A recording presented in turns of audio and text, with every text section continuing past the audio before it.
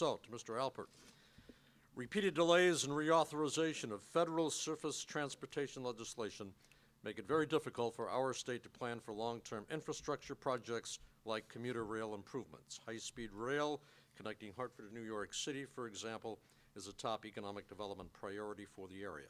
How will you make this happen? Tom, thank you. As I said in my opening statement, I'm a big believer that we need to turn around and reinvest in America and reinvest in American infrastructure. As I said in my opening statement, to me, high-speed rail is absolutely crucial. There are some numbers that you should be aware of in this room. Right now, China is actively working on 35 high-speed rail lines. 35 high-speed rail lines in the nation of China. Do you know how many we're actively working on in America today? One. It's in Florida. And because China has spent years investing in high-speed rail, do you know who one of the lead bidders is to provide the high-speed rail system for that Florida project? You guessed it. The Chinese high-speed rail system. How do you like that? That is a demonstration of what happens when you fail to invest in America.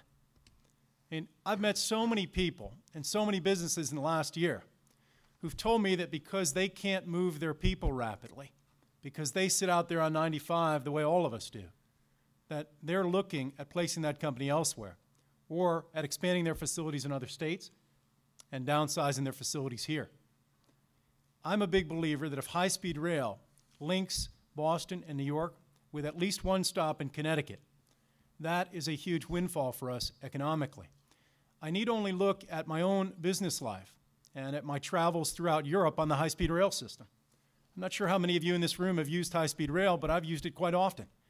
If you look at the lines, for example, between London and Paris when you take the Eurostar, what it's effectively done is outperformed and outcompeted with air travel.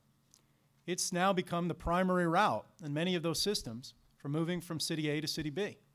I'm a big believer if we do that here, there's a huge economic windfall. But again, it's about investment. And I understand it's popular to bash taxes. I understand the way that you can curry favor with folks is to stand up and say you don't want to raise taxes. And the way you can curry favor is to stand up and say you believe in a smaller government. But you can't have it both ways. And I'm not here to tell you what you want to hear. I'm here to tell you the truth. I want to invest in high-speed rail. It's worth the money.